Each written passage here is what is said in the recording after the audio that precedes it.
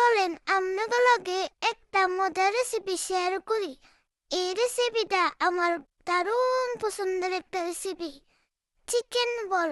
কেমনে আপনারা সহজেই বাসায় চিকেন বল বানায় ফেলবেন দেখতেই পারতেছেন। একটা পাউরুটির একটু পানিতে চুবাই নিলাম।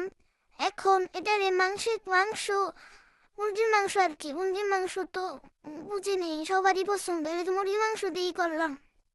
একটু সাথে আদা, একটু পেঁয়াজ আর একটু মরিচ, এগুলো দিয়ে একটু ব্লেন্ড করে নিলাম। তারপর একটু পরিমাণ মতো লবণ দিলাম, একটু গোলমরিচ গুঁড়া, একটু সয়া সস। আপনারা যদি কিছু মন চায় এটাও দিতে পারেন, কিন্তু একটু পরিমাণে দিন, বেশি দিলে আবার মজা নাও লাগতে পারে, বুঝেন নাই। একটু তেলও দিলাম হাতে। এটারে গোল গোল করে বানাই ফেললাম। ভাই যত চেষ্টা করলাম এটারে গোল তো বানাইতে পারলাম না, বা চেষ্টা করছি আর কি, দেখতেই পারতেছেন না। চ্যাপটা সুপটা হইলো আর কি, সরি দুঃখিত। তো আপনার যেমনি মন চায় হেমনি বানায় নেন। একটু বলের মতো হইলেই হইলো, চিকেন বল কয় এদিকে। একটা জালি নিলাম, তেল ব্রাশ করে দিলাম, একটু ফ্যান্সি, বুঝেন নেই। ফ্যান্সি জিনিস না দেখাইলে আবার মানুষ কি নাকি মনে করে। তো চিকেন বল গুলার একটু সিদ্ধ করে নিলাম।